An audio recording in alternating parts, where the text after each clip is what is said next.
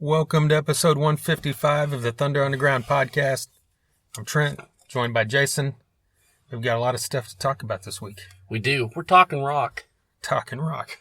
It's just, this is a hostful episode, just with us two today. That's right. It's been a while since we just talked. So that's okay, though. We need to talk it out. It's always fun to not have to, be mindful of how long we've talked, because we've got an interview coming, all that kind of thing. But we can just go. That's right.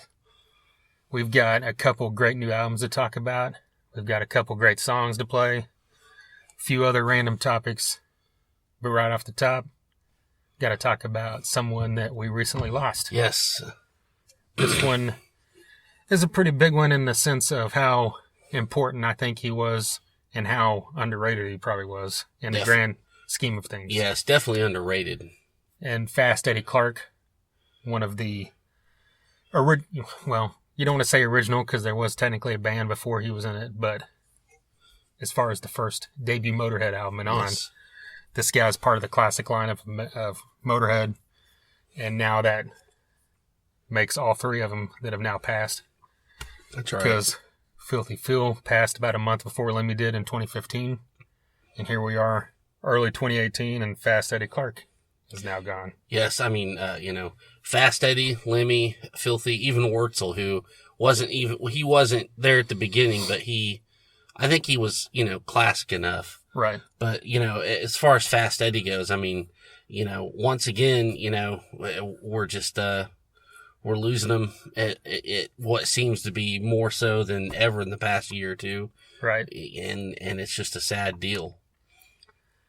Yeah, and the thing with Fast Eddie is, if you mention the word Motorhead to anybody, even someone who's a huge fan, but your general public, Lemmy is the thing that comes to mind. Yeah. Obviously, there's a reason for that.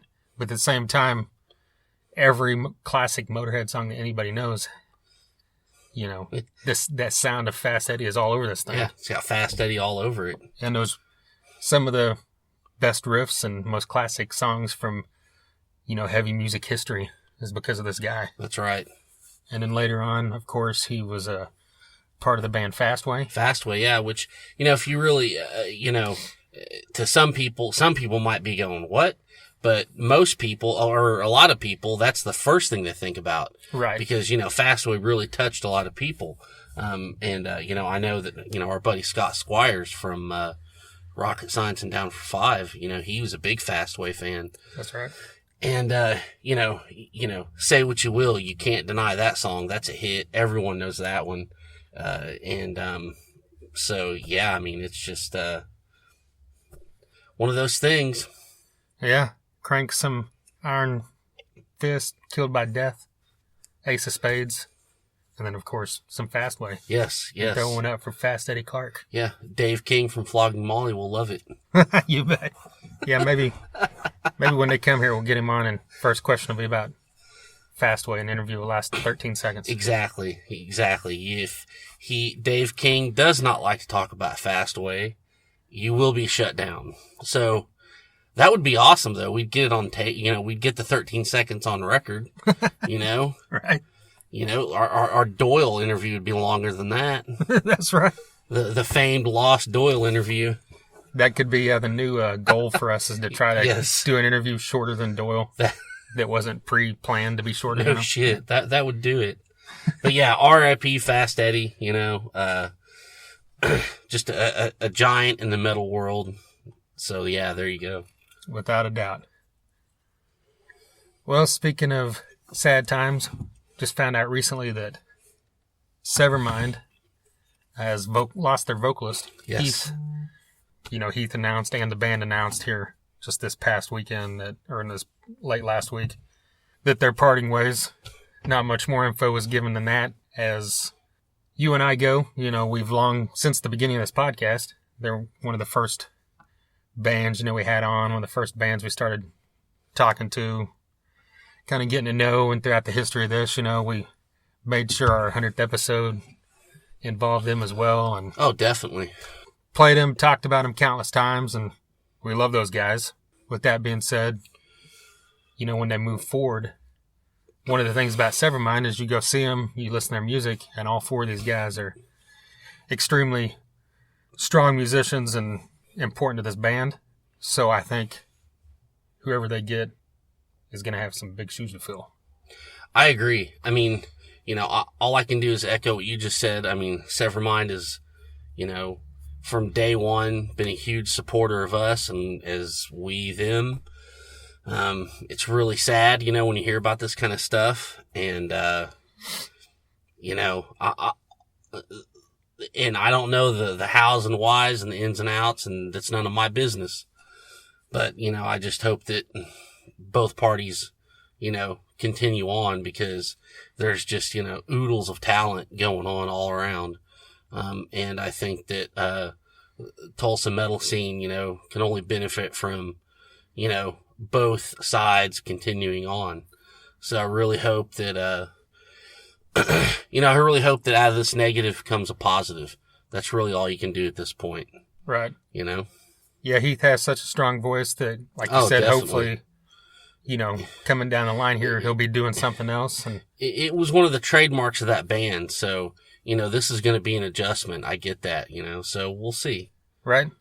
So, yeah, if you're a Severmind fan, be on the lookout for what Heath has coming and what Severmind has coming. I'm sure we'll hear more about it in the coming weeks or months. And with that being said, they had to pull out a Halata Fest. Yeah. And they were replaced by Let's Lift the Dogs. Okay. Which, as much as I was looking forward to seeing Severmind, because it's been quite a while, yeah, I'm happy with that replacement, because the only time I saw Let's Lift the Dogs was the acoustic performance. Okay. And I remember when they did, one of their regular performances, they opened for Sons of Texas. It was when we were doing the interview. Yeah. And I've mentioned this before, like, Tracy and Jason Carroll and everyone was just going on about how great this band was. And that's cool. Really looking forward to seeing these guys. So, yeah.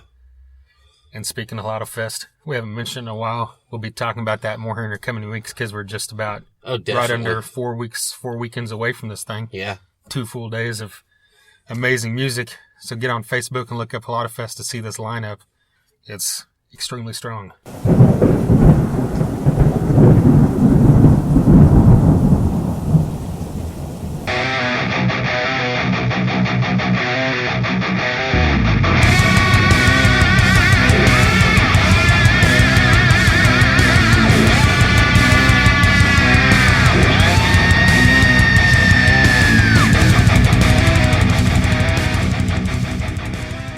Yes, now it's time for happy stuff. Right. Saxon has a brand new album. Get this, it's number 22. Album number 22. 22nd studio album from Saxon called Thunderbolt. Comes out February 2nd. Nice. We were fortunate enough to be able to listen to an advanced copy of this. Yes. So, here we go. Thunderbolt is the opening track. Yeah. Well, it's the second track. The opening track's a little intro. And this thing is a great title track and a great way to kick off this album, because everything about this song is definitive of what Saxon has been doing, especially lately. Thunderbolt's really strong, like strong title track, just like Battering Ram was. Yeah. It's kind of in your face. I was going to say, I mean, trying to step back before I really say that, Saxon's one of those bands, you always kind of know what you're going to get. Yes. You're not going to put on a new Saxon album and think, oh, they're going to have electronic elements added or do something weird or experimental, or we're going to hear some power ballads in here or whatever. Yeah. It's Saxon. You know the sound. You know you're going to get amazing guitar riffage, pounding drums, and that fucking voice of Biff Byford. Oh, man. And that's what you get. Exactly. I mean, since I've always said, when it comes to Saxon, I've always heard the name, but it just kind of went through me, all those years until about probably, 11, 12 years ago. I really kind of got on board, and, it was definitely the Metallica connection. I'm not going to lie about that. And I mean, they have just, over the years, the past decade, 15 years, whatever, they've just become absolutely one of my favorite bands. I mean, you're not going to get any higher quality of metal, anywhere else. And, this new album is no different. One thing that they've always been able to do the last few years, definitely,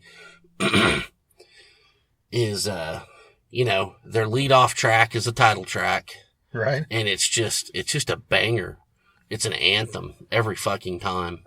And Thunderbolt's no different. I mean, this is just a fist pounder. It's gonna take stages by storm. I can't wait. It's kind of one of those songs you expect to just be a part of the set list from here on out. Oh, definitely. For years to come, even after this album cycles through. I hope. So what, I don't know if we go track by track, but, there's a few of these tracks we definitely didn't mention, but is there a song you could say is your favorite track on the album? So far, it's Predator.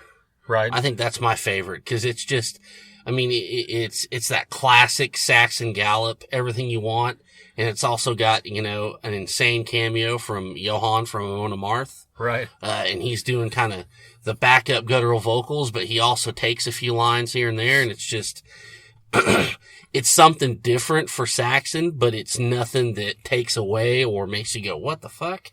It adds to the complete badassery of the whole song. Right. And I love it. There's a couple of things to point out about that is besides that, it's like you said, it's different.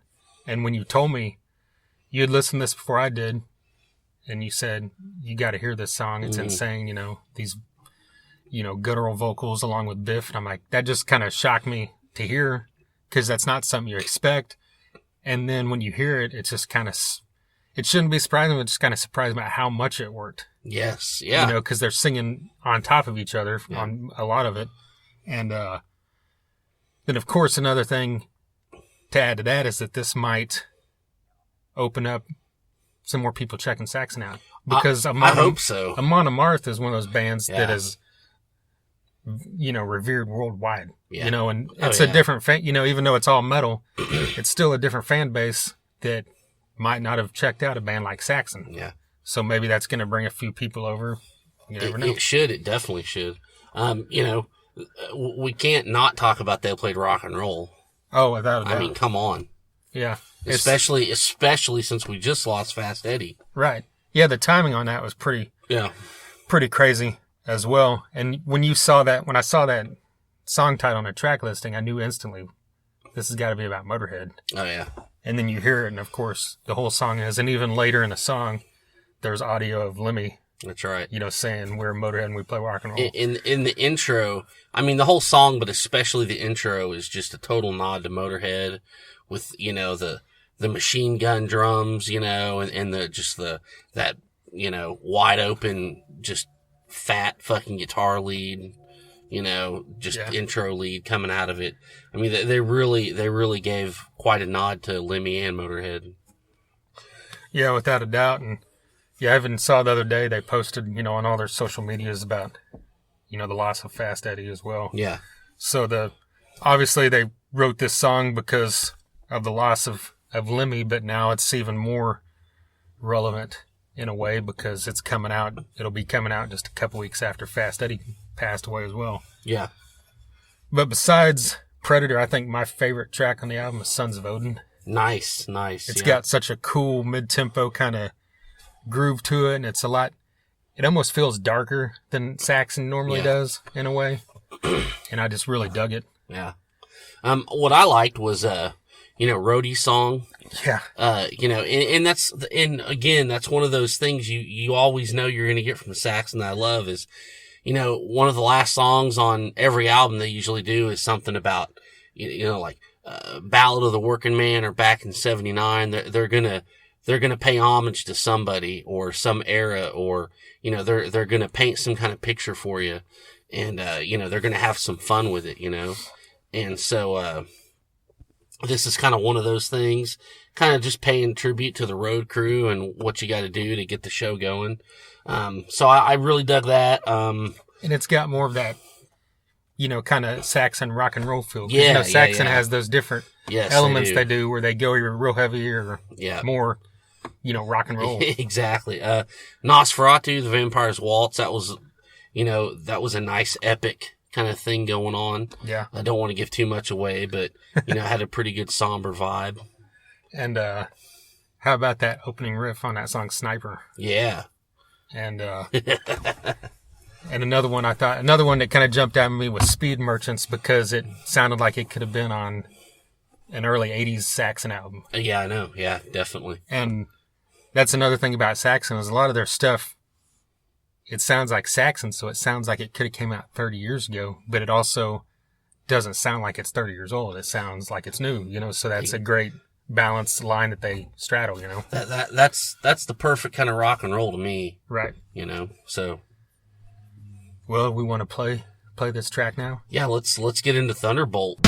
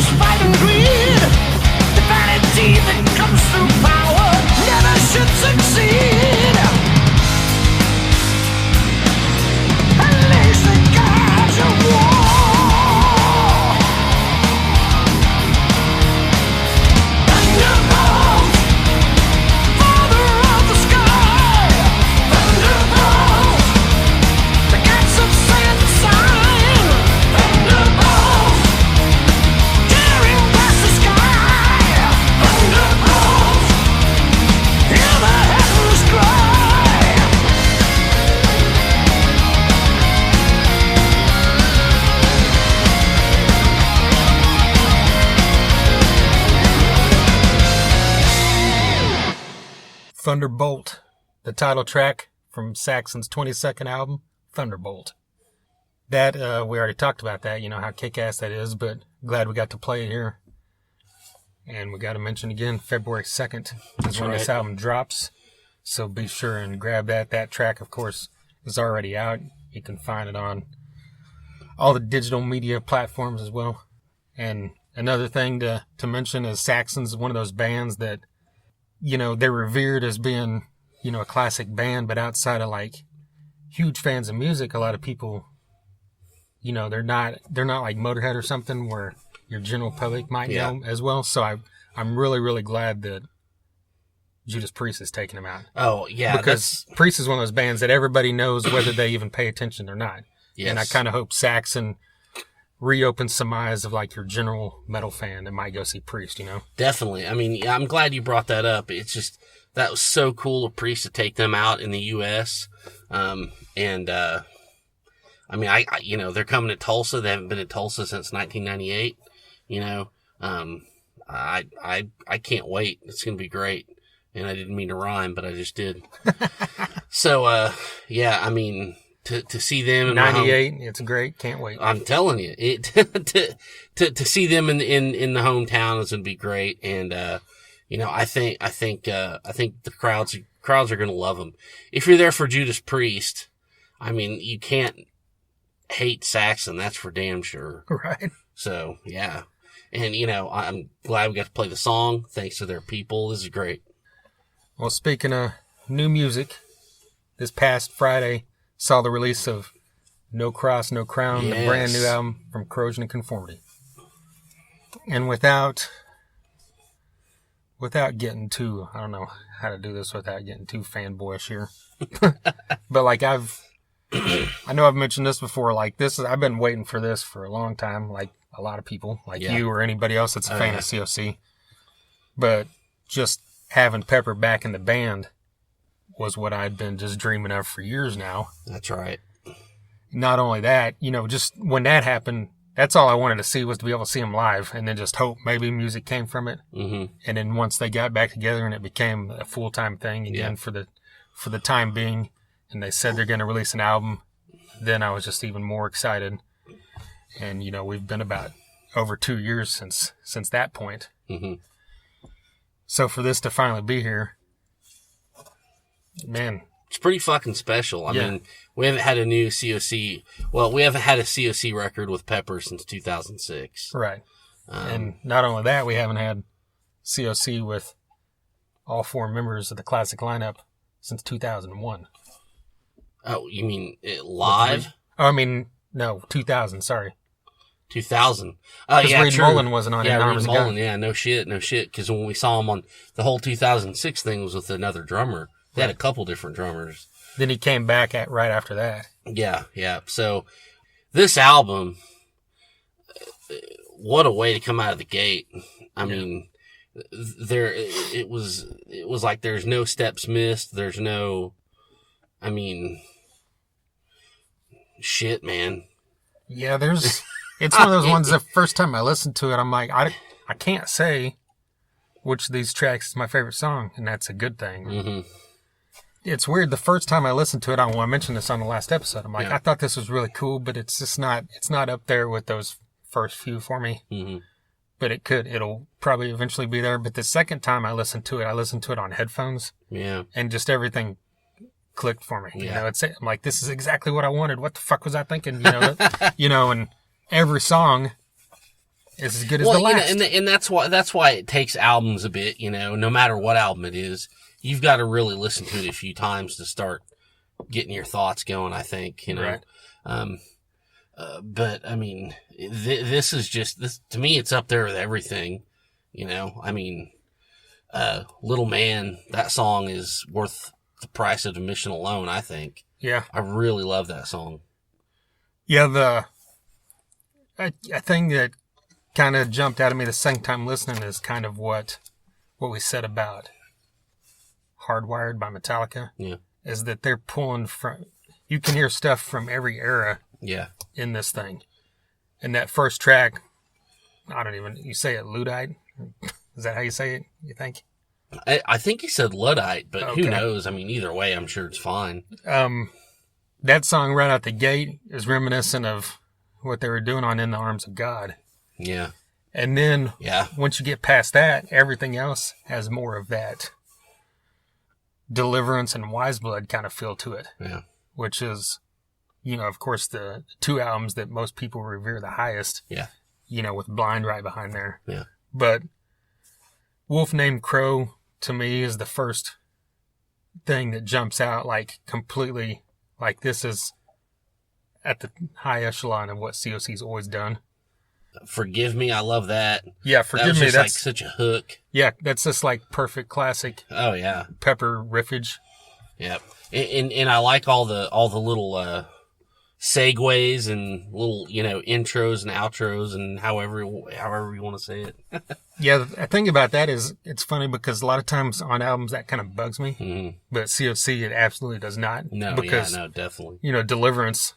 You pointed out the first time you heard it, you're like, this kind of reminded me of how they did with Deliverance, but that's one of my favorite albums of all time. So when COC does it, and like I didn't have the track list pulled up, but the second little interlude with the acoustic guitar was badass. Always love to hear that kind of stuff from them. That might be one of the only things I don't like is there's not something like Stare Too Long on here. Yeah. Because you always want to. You always want to hear that, when Pepper does that kind of southern slow thing. Yeah, true. But late in the album, that track, A Quest to Believe, is real slow and prodding, and he's singing slow, and true. The guitar solo on that thing is just probably my favorite guitar solo on the thing, and the whole album.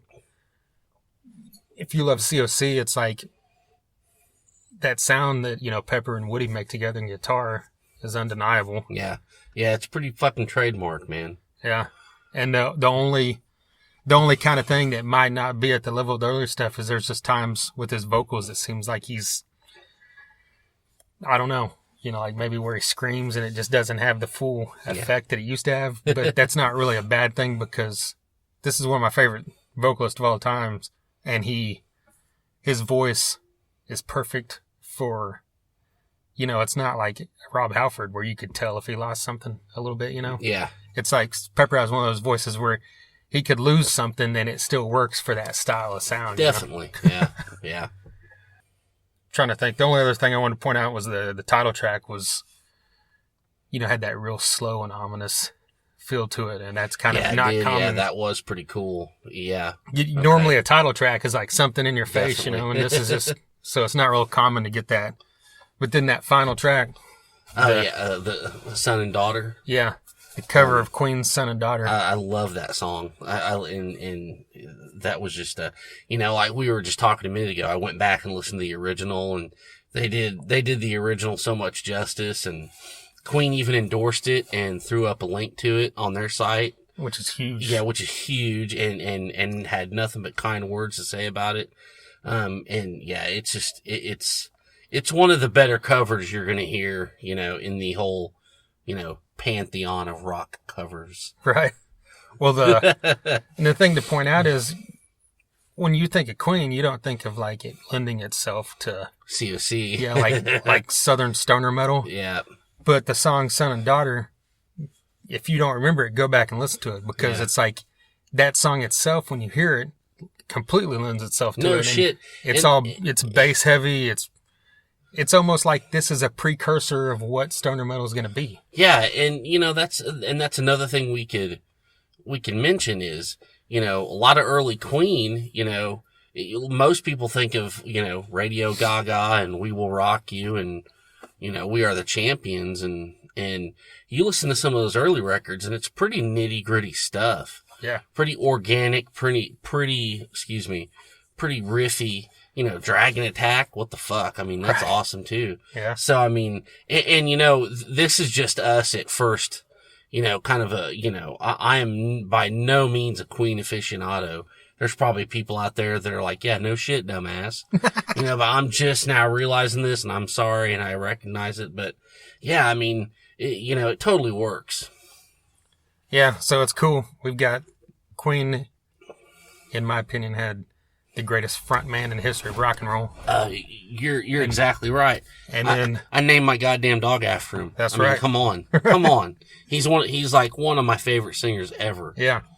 And then Pepper, who's one of my favorite vocalists of all time. So it's cool to have someone like that covering someone else that I revere at that level, Yeah. But yeah, so check out No Cross, No Crown from COC. It's out now. They're on tour with Black Love Society. And hopefully they'll be touring on this album throughout the year. let's play some more music. Let's do it. Let's get into some tunes, man. We've got a band out of Tulsa, Oklahoma called 13 Minutes, and this song is called Obsessed.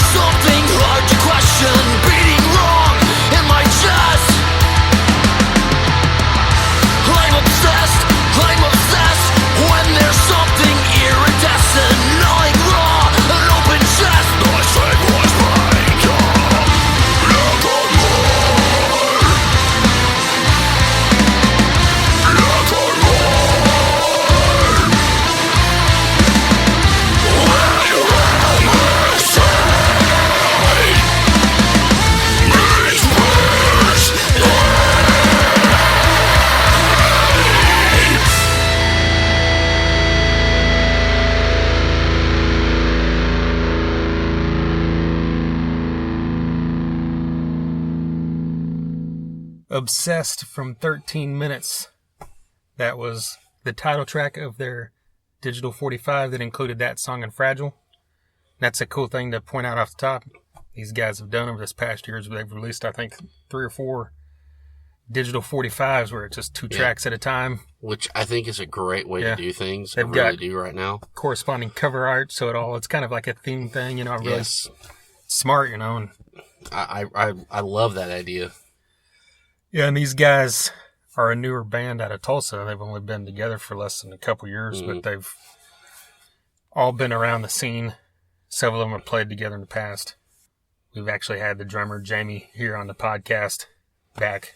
Man, it's been way back, probably about a year and a half ago now. Yeah, I mean, they're playing Halata Fest, right? Yeah. We should get him back on. I mean, I think, I think this is a great fucking song. It's kind of a pulsing, kind of bouncy kind of thing. It's got great guitar lines. Just go check out all their stuff. It's superb. And this is another thing, we always reference Octane and Liquid Metal. Yes. On here, for those of you that don't know, that's two stations on Sirius. Yeah. And this song is one of those tracks that it's like Seven, I'm not saying this sounds anything like Seven does, but I'm saying it's like Seven does, where it could cross the line and go definitely either way at any time. Yeah. And this song, because he's got those vocals are heavy. And even in the points when they're not, it's got that kind of feel of your more Octane style stuff with real tight, concise guitar work. And then when he's going deep, that makes this thing sound extremely heavy as well. Definitely. So it's really cool. And they've, their songs vary from each other. They're not just all stock where it all sounds the same. They're a great band to check out. Look them up. That's 13 as the Roman numeral minutes. So look them up. They're on Spotify. They're on Bandcamp, Reverb Nation. Find them on Facebook. Follow them, like them. And like Jason mentioned, they're going to be at a lot of fests. So I'm really looking forward to that because I haven't seen them live yet. Definitely. All right. So what is up next? Is it Machine Head time? I think so. Here come the Waterworks, Trent. Are you're gonna have the Waterworks while we're talking? No, I almost did. The proverbial. Maybe, but like I just told you before, this song, talk about something that invokes emotion. This song, Bastards, that they just released, Machine Head from their new album, Catharsis. Wow. Talk about the it's like this anthem somber melody, but along with like the lyrics too. It's just and what's going on in the world right now. And I get choked up. I'm not going to lie. And it's just, it makes the hairs on the back of your neck stand up. It gives you goosebumps. And you're a bigger Machine Head fan than I am, so I'm really interested to hear what you think. Now, well, I started reading stuff. I didn't read too much, but I saw the stuff that started coming out. Yeah. When this song was released, and then I got a messenger message from you and Jason Carroll. Yes. Saying, check this out, and you're like, yeah, he's I got one goosebumps, and he's like, this is fucking great. And I wasn't able to listen to it till the next morning, and I actually was driving down the highway and remembered, I got to put that on Spotify. I put it on Spotify, and literally I had to pull over. Okay? I'm not trying to sound like a geek, but no, hey, I don't doubt it, because this I'm song... just like, I got to hear what the fuck's going on here. This is just because it kind of took, even though I knew it was going to be a little different because he had mentioned that previously. Yes. He said there's 2 or 3 songs on here that some people won't like, whether it's because of the words or just because of the music.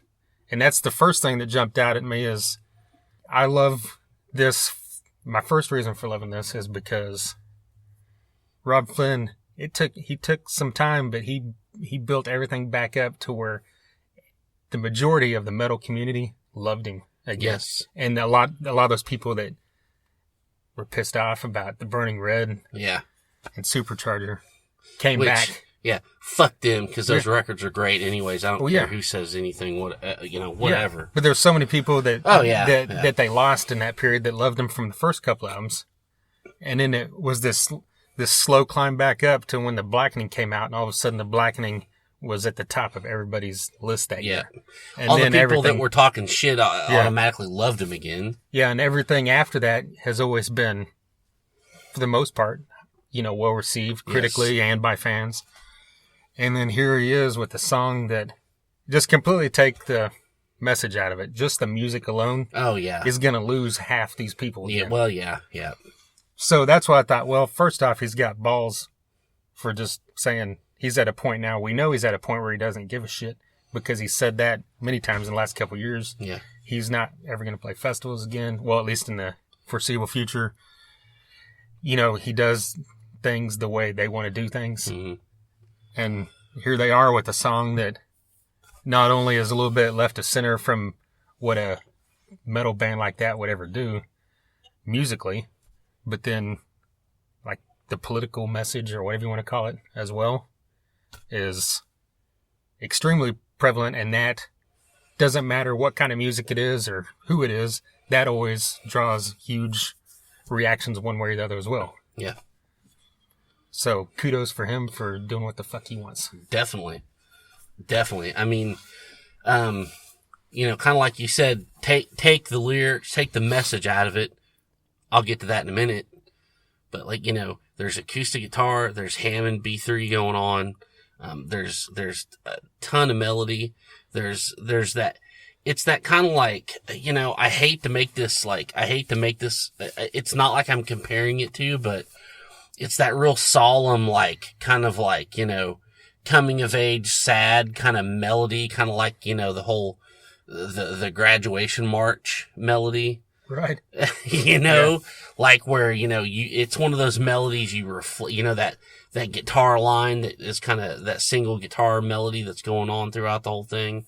Just that alone just kind of makes you, it's just those notes that bring something out of you, he's putting his heart on his sleeve just in the music right there. And, to me, I as much of a metalhead as I am, dyed in the wool, I love when I love when bands take risks and do something different just because it might piss somebody off. I love that. I love that they did a fucking new metal record. Yeah. I love that Metallica did Lulu, even though I've never really heard it and what I've heard sucks, but it pissed so many people off. Fucking love that. I mean, it's just awesome.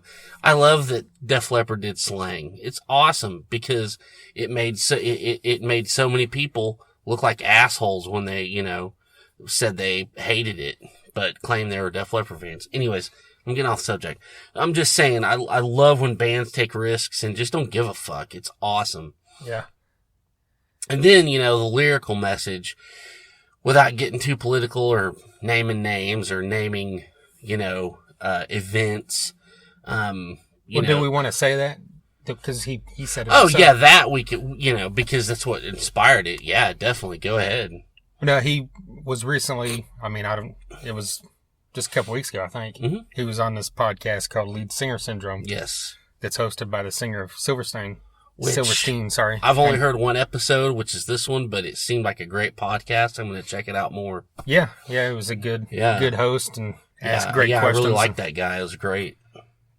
And one of the things he talked about, he mentioned there was a couple tracks on here that lyrically, split the camps basically. And mm-hmm. he kind of asked, well, like, what is it or what's it about to get him to talk about it? And he said that the song Bastards, he wrote, I think he said 20 minutes after he woke up, turned on the news, and it was the Charlottesville thing. And he sat down. He saw that girl get ran over. So he sat down and wrote the lyrics of this like 20, 25 minutes later. Yep. And then he said within 30 minutes or an hour after that, he was in the studio recording the vocals. Yeah. Because they had kind of the basis for this song already written, musically. And mm-hmm. So this whole thing came together an hour or two after he saw that on the news. So that's what kind of sparks it more emotion from it, Definitely. I mean, that's almost, I'm not a overtly, religious or spiritual kind of guy, but that almost makes you wonder, like, I don't know if they wrote that song. Maybe the song wrote them. Right. Maybe the song just used them. Yeah. And I think that's really all we need to say about the political side of it, because, I do want to say something. Oh, no, go right ahead. I'm not going to get political. I want to say, I'll talk politics to anybody in time because I've got a pretty off the normal stance view on all that stuff. But the point is, when I think about it, I don't ever care if people have politics in their music or that celebrities talk at so many people get pissed off and people do that. It's like, I just ignore it. I don't care. Mm-hmm. I love Ted Nugent and I love Tom Morello. Yeah, because definitely. Because their music's great. It doesn't matter if I Exactly. agree with either one of them, you know? Mm-hmm.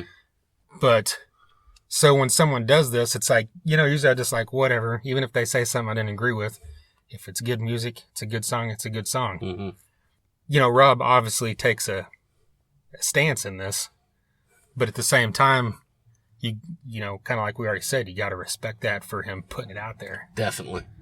There's a line, I'm not going to mention it, where he says a few, he says a few terms. He uses the terms, the slurs, but yeah, and he uses it in a way, you know, that plays on, you know, the opposition's views, ignorance, if I can be so bold. Yeah, and if you hear it 2 or 3 times, you realize exactly what he's saying. You'll understand it. Yes, it's used for effect, but it's also used in the opposite of what it actually the terms, you know, are used for. Yeah, and which makes it all the more poignant to me. Right.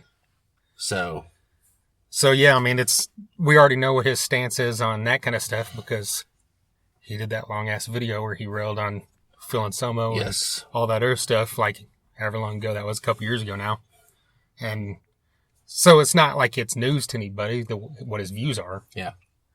But yeah, when you mention the music, another thing to point out is when you first hear this, it's so cool because it's got that, you know, we've heard acoustic stuff from, you know, him before. Like there's the acoustic version of Darkness Remains and sorry, Darkness Within. Yeah. This isn't Night Demon.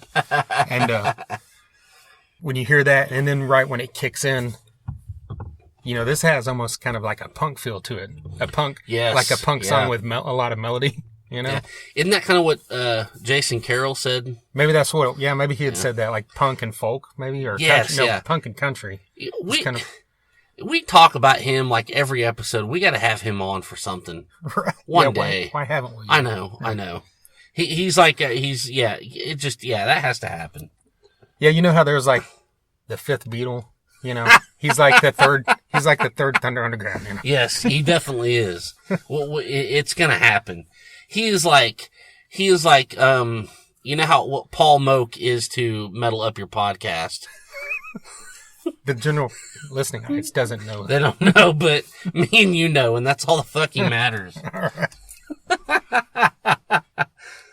But I will also say what I told him and you. Like I said, Rob Flynn could probably take a shit on a microphone and I'd probably think it sounded good. Yep. You know, that's how much I like his music no matter any point at any time. Yep. That time we saw him, they were opening for Megadeth. I mean, that's probably been 5 or 6 years ago now. It's been longer than that. Really? Yes. Okay. It's been, and I don't want to. Maybe it's like 2011. Because I remember a certain night where I made a certain life decision. Okay. That I don't want to go into. Okay. But I remember, and I think it was around 2009. I thought it was Suicide Silence after. Yes. After he had already died. Was he? No, he was. We just missed Suicide Silence because we got there late, I think. Oh, okay. But remember when Machine Head played From This Day, they came out and like jumped in the crowd and shit. Yeah. Because Rob Flynn said, oh, they wanted to hear the song, so we're going to play it. And we're like, holy fuck. But that was what I was just wanting to mention. That was one of the first times they played that song in years. And I was just like geeking out because and I remember, and see, I was gonna bring this up too. Funny you mentioned that. I was gonna bring this up. This is one of those things. This is the last time I seen that fucking Machine Head live too. Is that it was like this? There's this point where Rob Flynn and Phil Dimmel were doing this like double solo, and you were so geeked out. You were like hitting me on the shoulder, you know? And like, you don't do that very often, so I always remember that. That was cool. Okay. So that was like, you know, but I remember because of the certain decision I made that pretty much, you know, was one of the worst decisions I ever made in my whole goddamn life. Okay. But it was that night anyway, so it was, and I'm pretty sure it was 2009. I want to say it was 2009 really hard. So I'm thinking it was, so that was what, God, 9 years ago, 9 years ago. Yeah. So there you go. Wow. Well, go look it up. if you heard this and think, man, I need to hear this, it's on Spotify, YouTube, everywhere. You've got, and see, I'd watch the video for it, which it's not it's just kind of like the YouTube video just kind of shows the album cover and, when it's coming out and stuff. Right. One of those promo things. But right after it was like a practice video of him doing it, like in his studio. But I didn't watch it because I had to leave or something. Oh, okay. So I need to go watch it. I might just do it when we hit stop here in a minute. Well, what I want to say is that go check it out. After hearing this, especially, like a year before last, maybe he did a bunch of shows, just acoustic. Oh yeah. In California, and that's like high on my bucket list now to be able to see this guy acoustic, because there's so many songs that would just be amazing to see, and that this would be in that set list now. Definitely, yeah. And I assume they're probably playing it on their tour now anyway. But which is another. I mean, I want to go see them in Dallas, but it's in the middle of the damn week. Right. It's gonna be tough. I don't think I can do it. Yeah, I'm still contemplating. It's January 30th in Dallas at Gas Monkey if you're in the area. But yeah, it's an evening with Machine Head. No openers. You get 2.5 hours, 3 hours sometimes. Just can't beat that. Yeah. The album comes out actually the Friday before that, which is January 26th. And the 3 songs that they've let out so far from it are all great. So I'm looking forward to hearing the rest of this thing. And I pre-ordered the cassette. Did you really? Yep. You damn right I did. Did you ever order that Obelisk cassette? Yes, I did. I did. Nice. I did. It hadn't come in yet, but yeah, I ordered it. Cool. Cassettes, yo. That's what I'm about. That's right. Keep your vinyl.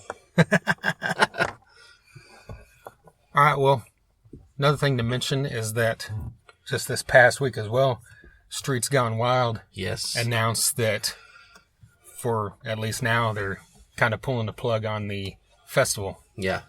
They only had one, but they had... they've kept the Facebook page going because they had mentioned that they were going to shoot for summer of 2018. They're going to try to do it again, yeah.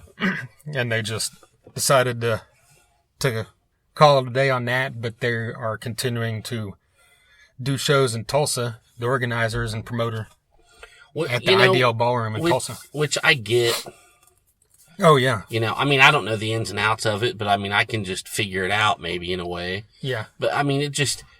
That's probably the best way to do it, Yeah, that the first festival was well attended, but at the same time it wasn't like tens of thousands of people. Yeah, it to takes be able to so book much to go. Yeah, to be able to book what you want to draw people in, you're going to have to pay money for these bands, and it's like, why not just? They're in the area. They have a good thing going at the IDL Ballroom every time they do one of these shows. They have a great thing going with one of these bands from the 80s or early 90s. They always have a full house. So it's working. Yeah. And they obviously, right when they announced that, they also announced 2 new shows. And one of them is Slaughter on March 2nd and then LA Guns on April 16th. And so the first one, Slaughter, Rocket Science is opening. Yeah. And then the second one with LA Guns, Down for 5 and Dead Metal Society are opening. That's awesome. Yeah. And with Slaughter, I love Slaughter. They're one of my favorites from that era, and we can go on about Slaughter all day, all the songs I love and all that shit. But, just to see Zoltan Chaney is worth the price of admission. Oh, yeah. Yeah, we've mentioned that many times. If you ever get the chance to see Slaughter live or Vince Neil live, obviously choose Slaughter. Because it's the singer actually sounds good and sings. Yeah, he can still sing. But it's still worth going to see the Vince Neil shit show because his backup band is great. Yep. And Zoltan Chaney is just a phenomenon. He's a great drummer, and he's like one of the best drumming showmen you will ever see. So are you? It's March 2nd, Friday? Oh, no, sorry. 3rd, Saturday. Oh, thank God. Oh, 2nd is Dropkick Murphys. Second is Dropkick Murphys in Gnostic Front in Oklahoma City, and I bought tickets for that. That's why that was in my head, that date. I almost pooped myself. Did I give you a mini heart attack? Yeah, you did. So that's gonna be a full weekend, isn't it? Yeah.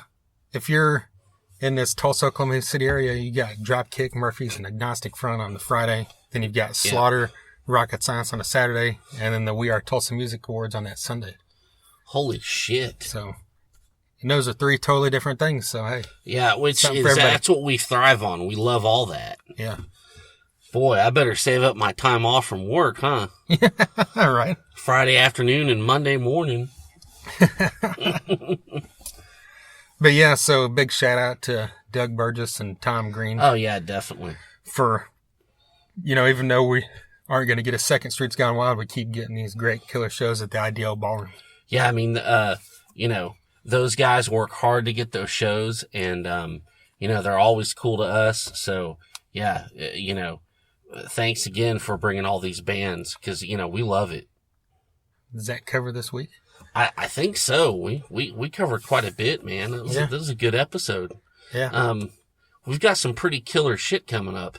Yeah, we do. I mean, we're not going to tell you all what it is right now. We don't want to jinx it. So that makes people think you're lying. We don't really have cool stuff coming. Yeah, but we do. So, we do. So, they can just deal with it. Yeah. I never like to say things ahead of time just in case it falls through. That's so then right. I don't look like an idiot later. But, hey, we're pretty sure here in the next week or two we'll have something that many people will like. Pretty fun stuff. But in the meantime, you've got 154 episodes that you can go back and check out. Go to thethunderunderground.com. You can listen right there. Or you can listen pretty much anywhere podcasts are heard, which is, iTunes, Google Music, Stitcher, TuneIn, Mixcloud. You can listen to us on SoundCloud, where all of them are based. SoundCloud.com/Thunder-Underground. Follow us, like us on wherever you're listening. Leave us a comment or review. Check them out. The past episodes have included guys from, you going first or me? Okay, Seven Dust. Seven Dust, Kiss. I was about to start. Battlecross, Death Angel, Overkill, King, Saving Abel, Shinedown, Great White, Warrant, The Obsessed, Crowbar, Corrosion of Conformity. We mentioned them earlier. That's right. 13 Minutes. We mentioned Jamie earlier. Yes. The list is endless. You got any names out Oh, there? man. Miss May I, Guar, U.S. Bastards. He is Legend. Street Dogs, Megadeth. Yeah, no kidding. Street Dogs, Megadeth, Shooter Jennings, Ian Moore, Bullet Boys. Avatar. Has a brand new album that just came out last Friday. Is pretty cool. Jason Carroll has been on my ass about that album, so I got to listen to it. Right. I mean, there's so much for you guys to get into. So, fucking Anvil, Night Demon, shit. I mean, take your pick. Yeah, pretty much every style of rock has been covered. That's right. We've had, like we just mentioned, punk, glam, thrash, death metal has been on here a few times. Just everything. So go back, check them all out. Once again, thethunderunderground.com. Like us, follow us on Facebook, YouTube, Instagram, and Twitter. And until next time. Thunder Underground, y'all.